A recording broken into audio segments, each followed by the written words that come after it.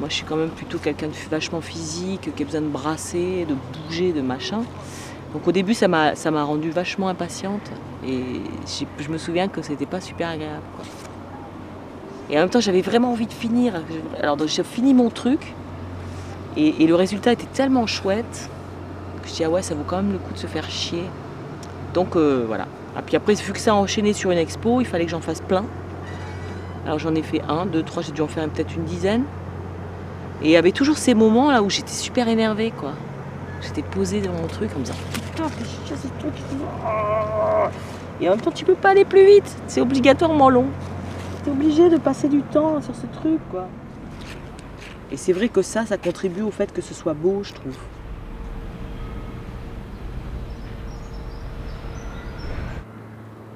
Tu te rends compte ça, là? Ça fait 25 mètres.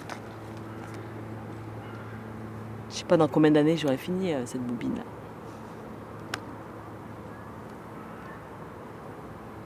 En plus, c'est des fils qui sont très rares, ça. J'en trouve qu'à Lille, au marché. Parce que c'est des fils à repriser. Et autant te dire qu'en ce moment, plus grand monde qui reprise des chaussettes, des machins comme ça, tu vois. C'est que des vieux stocks, quoi. Ça se refait plus, ça n'existe plus.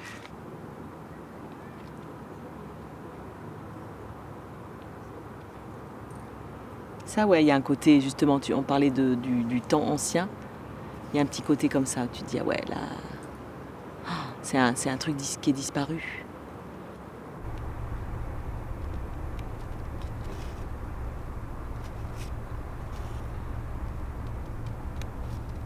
Après, moi, je fais pas une technique de broderie très... Enfin, je fais pas les points comme faisaient les grands-mères ou le canevas ou les machins comme ça. Qui sont vraiment des traits, des points précis où il faut vraiment respecter le truc, quoi. J'ai fait un canevas une fois. Ça m'a pris la tête. J'ai cru que j'allais devenir folle. Je trouve que c'est trop... là, pour le coup, c'est trop répétitif, quoi. Là, pour le coup, j'avais l'impression vraiment qu'on me punissait, en fait. C'était marrant, ça, d'ailleurs. Comme si tu avais le poids des générations de bonnes femmes, là, qui me disaient, bon, il faut que tu termines ce truc comme un truc initiatique, qu'il fallait le finir pour être une femme, quoi. Je l'ai fini, mais je l'ai vraiment pas fini comme il fallait.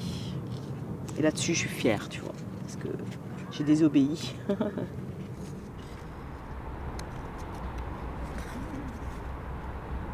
Le fil, il va amener de la douceur. Donc il y a un contraste. Ça aussi, je trouve que c'est intéressant. Tu vois, justement, l'idée dans les images de guerre, c'était d'adoucir, parce que c'est tellement insupportable que tu peux avoir envie d'y voir quelque chose de très doux, quoi. Tu vois, comme si tu pouvais réparer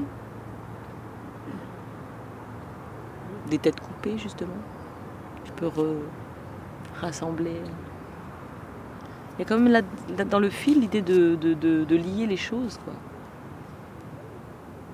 Et donc c'est aussi pour ça que j'aime bien choisir des images un peu trash. C'est que je trouve que ça a du sens. C'est une vraie action pacifiste pour amener une réflexion de douceur là-dessus, quoi, sur ce monde qui est complètement... Quand les images sont trop douces, en fait, je trouve que ça marche pas.